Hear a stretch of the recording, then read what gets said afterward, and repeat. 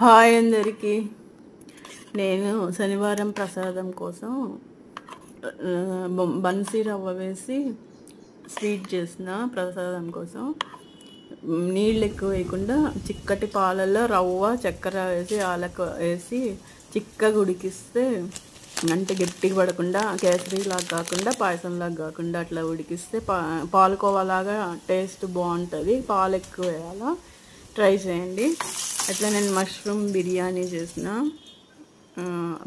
దమ్ పెట్టి మష్రూమ్స్ కూడా దమ్ పెట్టి బిర్యానీ చేసుకోవచ్చు. సింపుల్గా త్వరగా అయిపోతుంది. నార్మల్ బిర్యానీ లాగే అన్నీ కలిపేసి 10 నిమిషాలు పెట్టి మళ్ళీ సిమ్లో పెట్టేసి బాండిల్ మీద ఒక 2 మినిట్స్ తర్వాత ఉడికించిన అన్నం వేసి పైన నిమ్మరసము ఆనియన్స్ ఫ్రై చేసి నెయ్యి కొంచెం వేసిన బాగుంటుంది. ట్రై చేయండి. Subscribe my channel.